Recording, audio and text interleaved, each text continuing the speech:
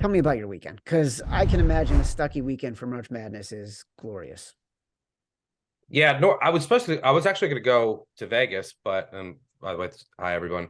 But then we had this event pop up, and then so I was like, well, I'm going to be traveling up to New York. I'll go up to Philly on Tuesday, see my mom and dad. So I scrapped that trip. So it was a lot of me in my dungeon, my man cave in my basement, and then I was out at our bars on Sunday, which was so depressing. In Lexington, obviously rooting for Kentucky. It's huge for the bars on there for my wife and especially for the staff. If they win, they go to the next weekend and it's just a whole bonanza. And they haven't been on a run in so long. Like 20. Since I moved there, they haven't won, they haven't gone to the second weekend. It was a lot of fun, but then it was depressing. And then everyone just clears out of the bars. Like it's Sunday. Yeah, there also is a lot of college kids on spring break, but it was Sunday and then like Kentucky lost, so the vibe just crashed. But obviously I was out with some of my friends until the very wee hours of the morning, until that TCU shot and I had TCU plus 4.5 and plus 5, and then they were down 4. I'm like, oh, they're not going to foul. They're not going to foul. They foul 0.7 seconds left. And then I'm like, I guess I'm done. What a terrible way to end the weekend. And then Damian Ball lets the ball roll all the way up while there was hugs and celebrations at midcourt, and lets it roll all the way up almost near the 3-point line, picks it up, and so pure. And just a brutal beat if you had Gonzaga, an amazing way to end the weekend if you had TCU. So yeah, it was a really fun weekend overall, and we thought there was going to be a lot of chaos, and there was. So I'm looking forward to this weekend too. Like pretty much anyone can win it. I mean, that's the beauty of the tournament. There's not one team that cannot be touched. I do think Alabama and Houston are a step above.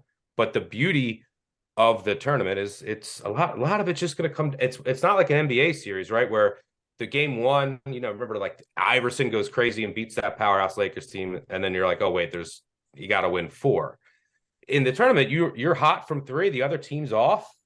You're going home. You can advance, which is what we've seen with Princeton. We saw it with Fairleigh Dickinson. So yeah, fun weekend overall, and a lot of the blue bloods are gone, but I still think we have a very fun field left. So looking forward to these games and the rest of the tournament.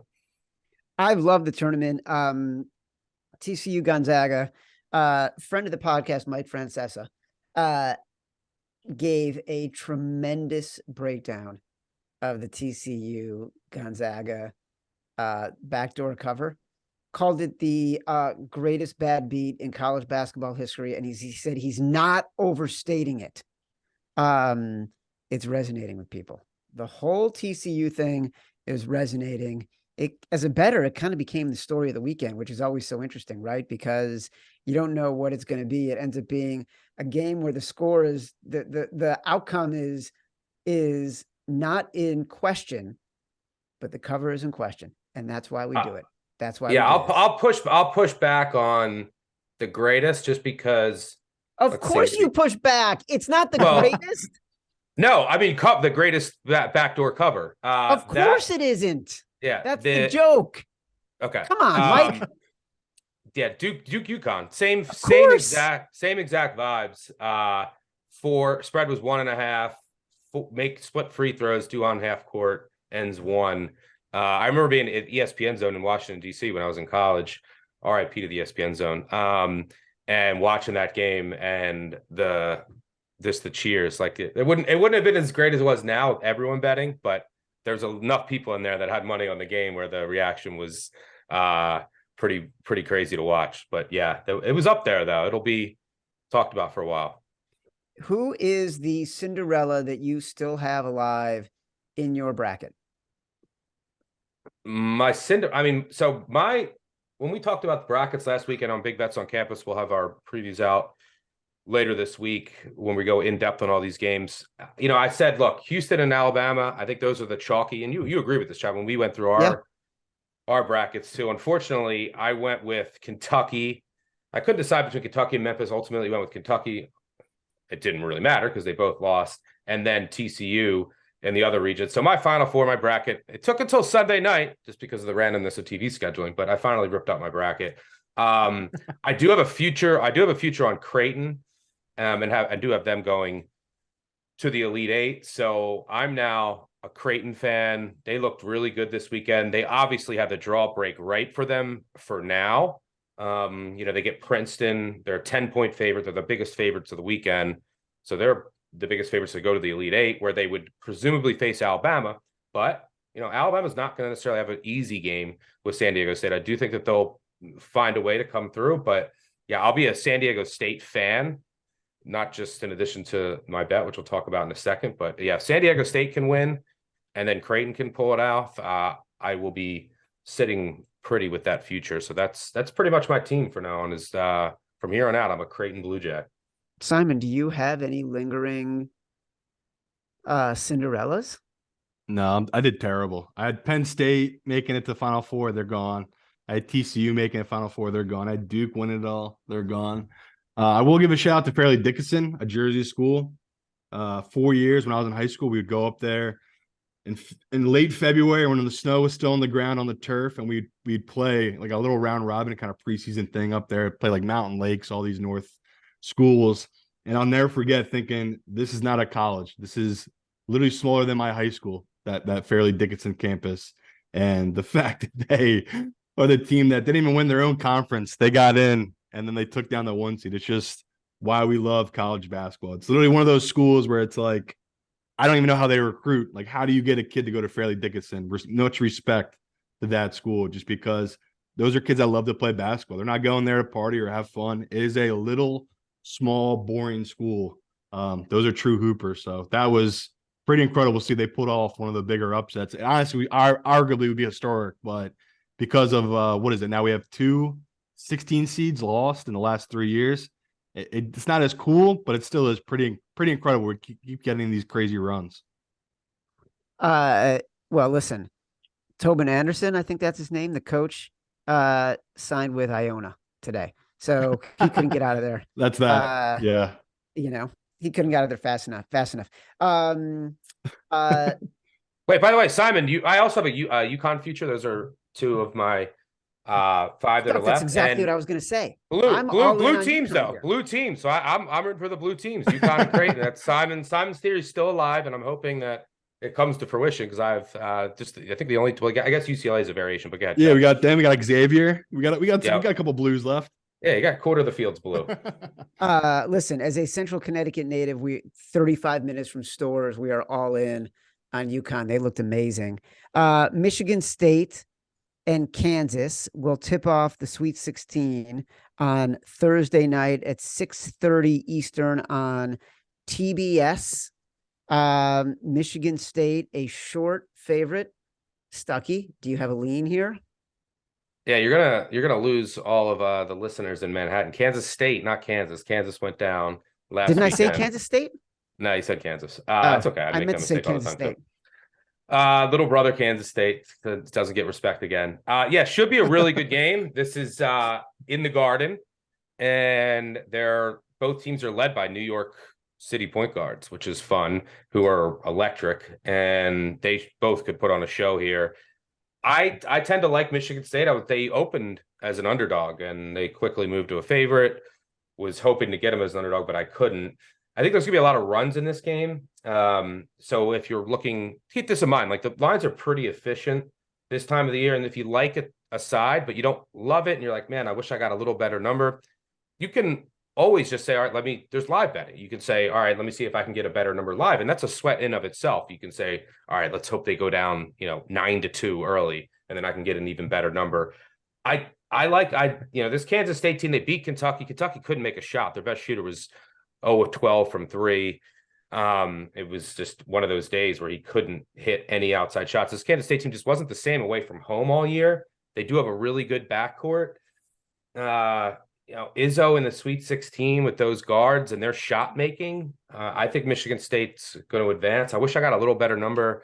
I may end up playing them small on the money line, but I'm definitely going to wait to see if I can get a better number with Sparty. I think they ultimately prevail here, but the margins are tight. I think it's going to be a pretty competitive game.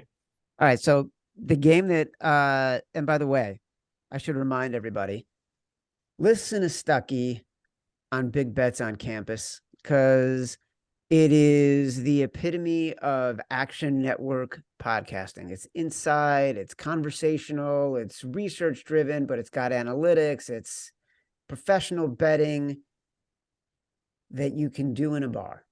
It's that much fun. Big bets on campus. Go listen. Arkansas, UConn. UConn's getting the hook, around 3.5. I love this UConn team. Johnny California, Hawkins, big man in the middle, the kid from Bristol Central coming off the bench, number 32. Can't pronounce his name. Love it. Yeah, I like UConn here too. I played them money line when this opened, and I think they're going to advance. I think they're just like a little better version of Arkansas. And if you want to play Arkansas, you have to defend at the rim.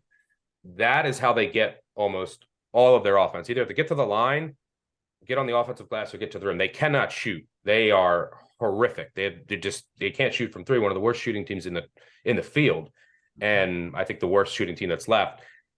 They're not going to make any outside shots against the length of Connecticut. They're not going to be able to control the glass, and Connecticut can defend at the rim. So I think what this comes down to is Connecticut can match their size, their physicality, and I trust Connecticut to make more shots. They're peaking at the right time.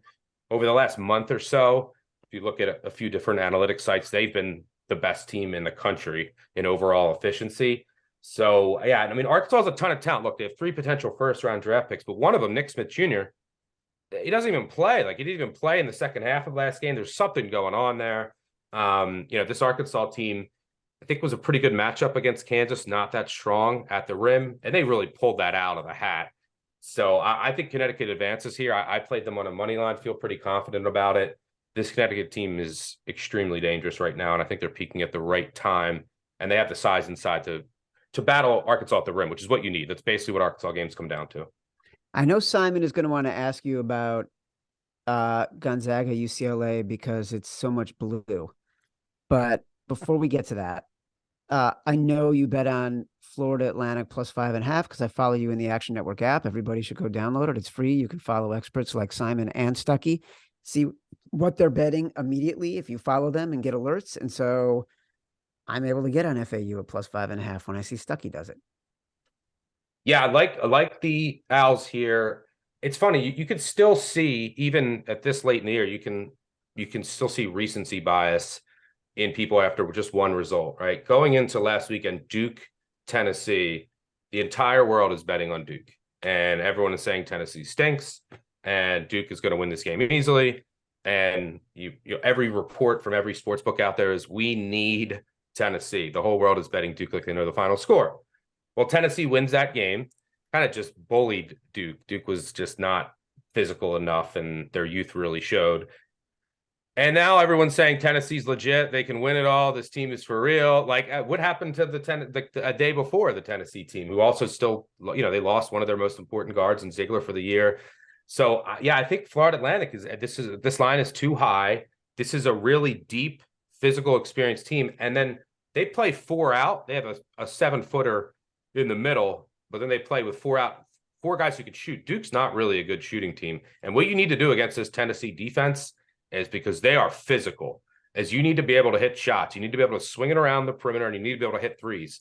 No one can make threes in the SEC all year, which is why the 3-point defense was so good, but they give up a lot of 3-point looks. Florida Atlantic can hit them. I think they're being slept on here. I think that's, if you played this game last week on Saturday instead of Tennessee Duke, this line would have been 3.5, 4. But I think you're getting a little inflation because of what Tennessee did to Duke.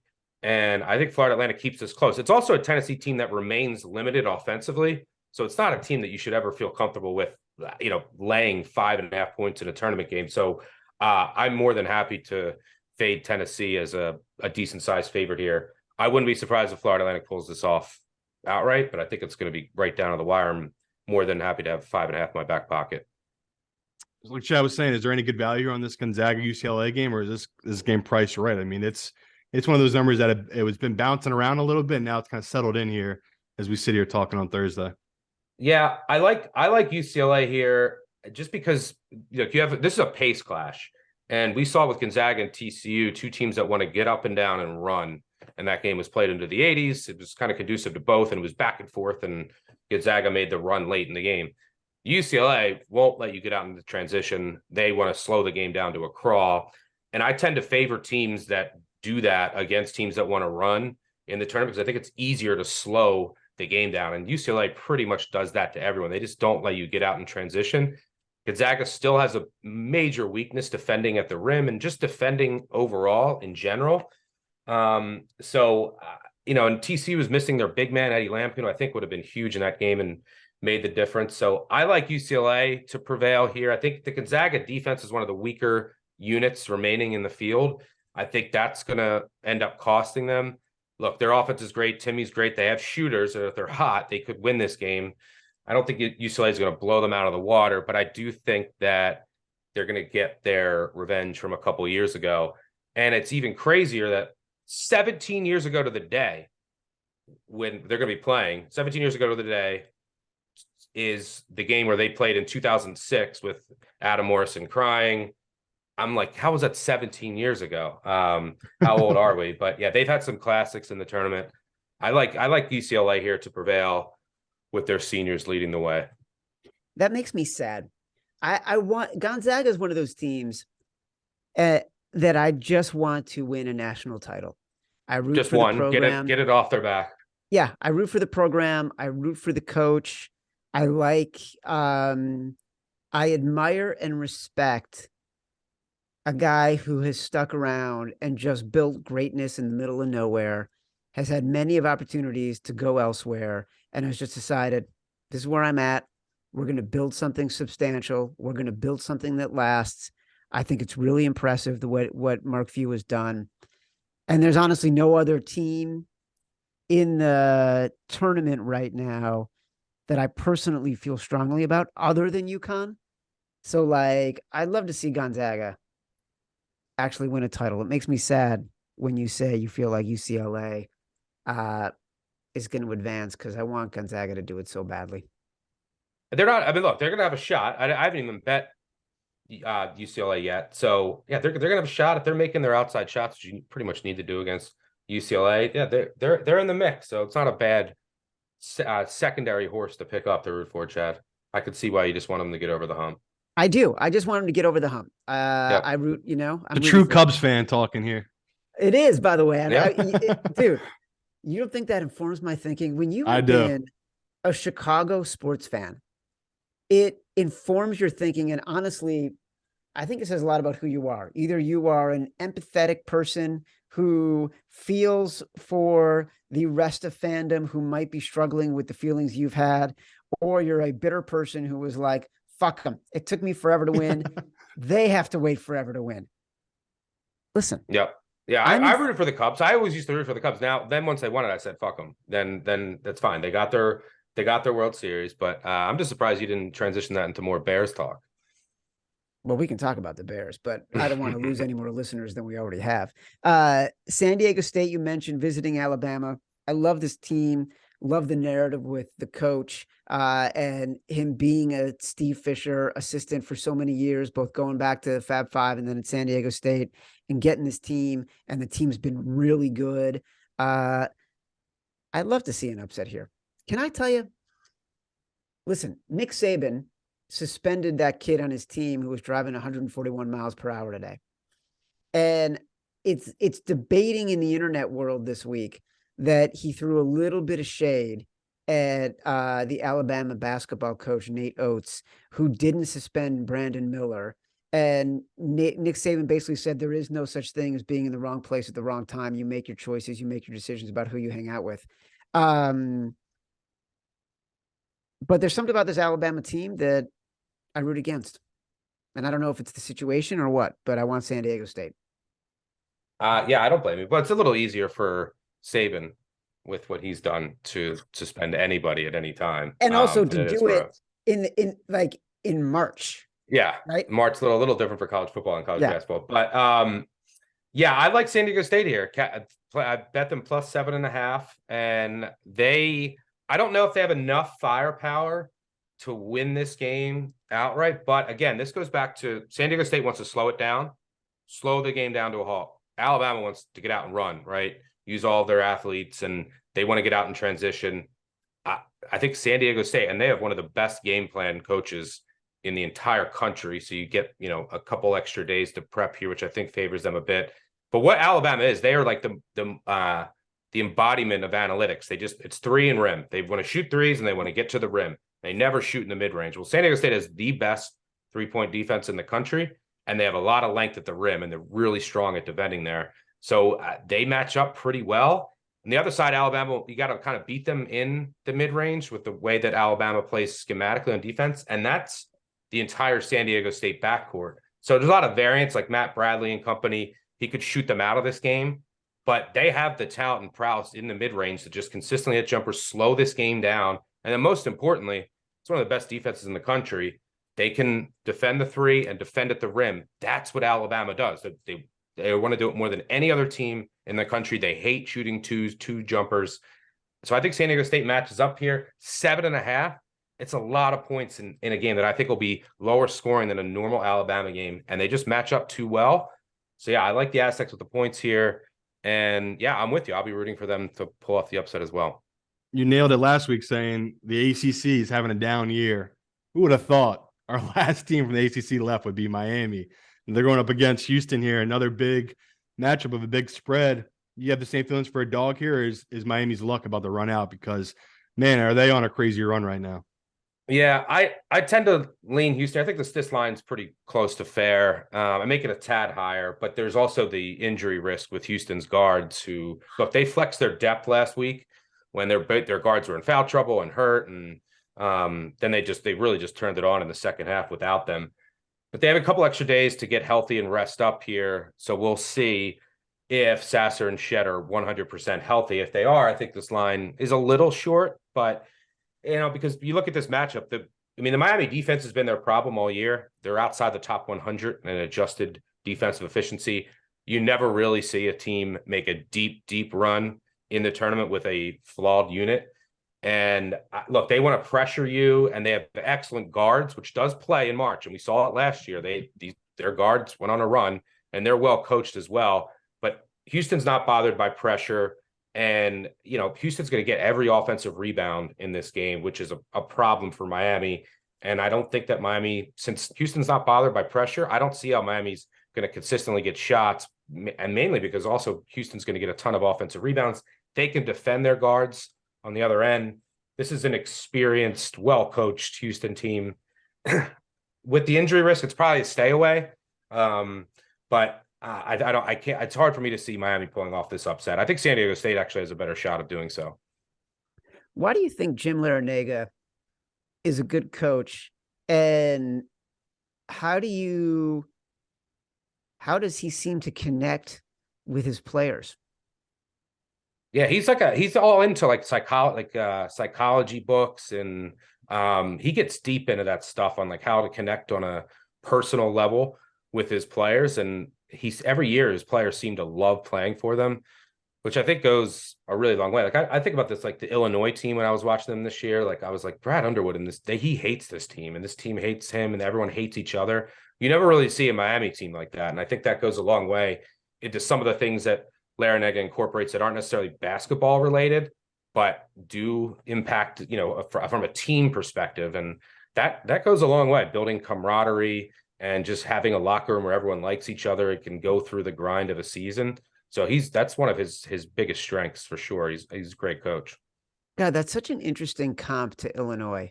As a Chicago guy, I watch Illinois. I've always liked Illinois basketball. I've been pretty surprised that Underwood has been able to recruit the talent he's been able to recruit the past few years and put this team in a position to sort of be a potential number one seed for the past 3-4 years. I think he's been there 5 or 6 years. It makes no sense to me because it doesn't seem joyful when he's coaching. Larrañaga seems joyful. Yep, agreed. I think that's what it is. All right, we got the Blue Jays. They're 10-point favorites, big favorites against Princeton. We love the Tigers. We love watching them play. It's a Cinderella story, but I also love Creighton, and I love McDermott, and I love this team. I want this team to do well. Yeah, this could be a tough task for Princeton. I don't know if I can lay 10, but if I had to bet it, that's where I would go. But look, Princeton in the first two rounds, they played Arizona and Missouri, two teams who would have run, get out, have to play fast, don't really love playing in the half court and grinding. And Princeton slowed the game down. Again, another example of one of these teams that wants to slow the game down, and then they were able to dictate tempo against a team that wants to get out and run. Missouri also missed every three, but Creighton's comfortable in the half court. They're not a team that needs to get up and down. They're, I think middle of the pack as far as adjusted tempo. Their offense is excellent. Princeton isn't going to get any offensive rebounds here, which they were able to do against Missouri. Missouri, one of the worst rebounding teams in the country. Creighton is elite in defensive rebounds. So Princeton's going to have to make shots. It's not a great shooting team. They're capable. But a lot of times you see these 15 seeds, great story, magical run the first weekend. And then, the second weekend, new location, kind of come crashing back down to earth and reality sets in. So, yeah, I don't think this is a great matchup for Princeton because if they are able to slow it down, that's perfectly fine with Creighton, who just has much better athletes, much better players, and just much better talent overall. So I think this is the end of the Cinderella run for the Princeton Tigers. Yeah, that's fair. You I was just going to say, is New Jersey an absolute powerhouse? We had St. Peter's last year. I think we had Rider one year. How many basketball schools do we got? Rutgers is an afterthought. Well, look, it was a 15 seed, went to the Sweet 16 for the second time ever 2 years ago. Yeah. In Oral Roberts. Last year was the first time it went to the Elite Eight. And maybe we're due for one to go to the Final Four. I don't say it, but who knows? That's the beauty of the tournament. If Princeton's the best. Hot from three, and Creighton can't hit a shot. And then guess what? There's 6 minutes to go in the game, and it's tied. The crowd is going to turn, and then they're going to be rooting for Princeton. And then Creighton's going to get tight, and then everything can work against them from that point on. So that's the beauty of it. You like anything in this Xavier Texas game, or is this a stay away? Vine, I think is pretty fair. But I kind of like the over here. It's been the tournament of unders. There's a new ball that some teams have to use, which I think has hurt. But they've had a weekend of it now. Then I think some of the rims last week were so tight at certain locations. We'll see what it looks like this weekend. But both Xavier is an elite offense, and they also want to play really fast. But their defense has a lot of issues, especially on the perimeter. And Texas, you think about this Texas team, they've been in a lot of like slogs, but that's in the Big 12. You get in those kind of grinders again, and they just become these physical matchups. But Texas's DNA is they want to play faster, and they have guards that want to get up and down, and they should be able to do what they want on the perimeter against the Xavier defense. So I think this game ends up going up and down the court. I like the Xavier over last weekend after there was like 30 unders in a row that hit. Luckily, that got to the window on Sunday. I think this is another over on two teams that'll be more than comfortable going up and down the court with both offenses having advantages. So, yeah, I'm going to go up against the under trend again, but I think Xavier's a really good over team. Great offense, play fast, questionable defense, and that I think Texas can exploit. But Xavier will have some advantages on offense too. So I think this could be your most up and down, because you have a lot of teams that are up and down this round, but they're playing teams that want to just make the game a complete crawl. This is a game where both teams are like, fine, you want to run, we'll run, you miss, we'll run. After we miss, so we know you're going to run. And then I think that gets contagious. So I could see this being up and down the whole way. I'm going to be on the over here, and if needed, hopefully we get some fouls late. Stuckey, Action Network OG, host of the Big Bets on Campus podcast. I feel so informed. I'm looking forward to seeing you this weekend, buddy. Mad Hatter in Hoboken, New Jersey. New Jersey. Yes, to go. Sure, a couple listeners will be there too. Looking forward to meeting some. I bet. New Jersey is home of the Cinderella. Everyone knows that's where fairy tales and dreams come true in the state of New Jersey. For Simon Hunter, for Stuckey, for Matt Mitchell, I am Chad Millman. This has been the Favorites podcast from the Volume Podcast Network. Download the podcast from Apple Podcasts, Spotify, wherever you get your podcasts. Rate, review, subscribe. That's very important. Subscribe to the Favorites. Leave us 5 stars. Say whatever you want. Feedback is a gift. Until next time, love you.